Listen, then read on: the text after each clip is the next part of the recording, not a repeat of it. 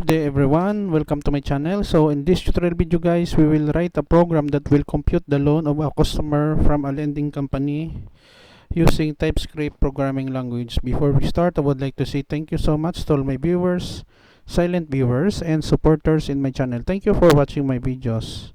If you are new with my channel and then you like this video, please hit the like button. Don't forget to share and please support my channel guys by clicking the subscribe button. So let's begin.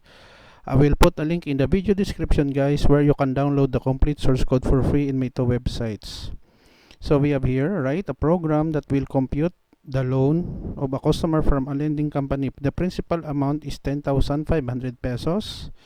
The number of years to be paid is 3 years. Interest rate per year is 10%. The program will compute the interest amount to be paid by the customer and display the result on the screen.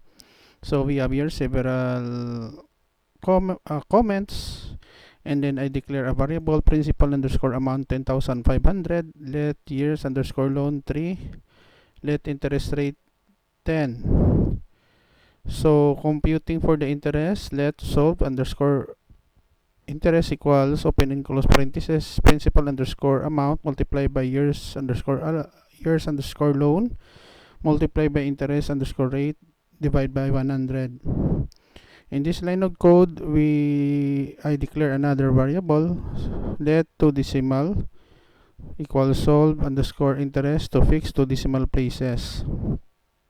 So a new line here, the title loan interest solver in TypeScript.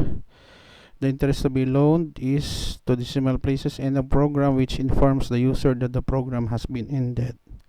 Don't worry guys, because I will put a link in the video description where you can download the complete source code for free in my two websites. Let us go to Microsoft Visual Studio Code. Let us go to terminal. Wait for a while. New terminal. And then we execute the program.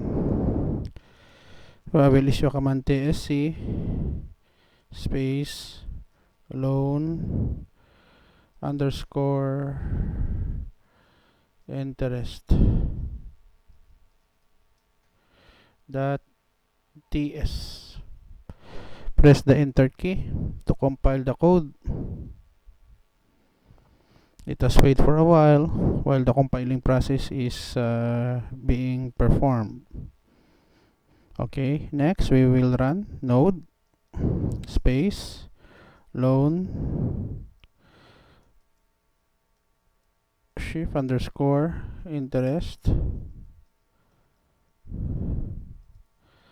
dot js for JavaScript. Enter. So loan interest solver in TypeScript, the interest to be paid is 3,150 from a loan of 10,500 and of program. Okay guys, so this is the end of our tutorial video on loan interest solver in TypeScript programming language. Thank you so much guys for watching. I hope that you enjoy and learn something new in this tutorial video. See you in the next video tutorial guys. Don't forget to like, share, and please support my channel guys by clicking the subscribe button. This is your friend Jake saying bye bye for now.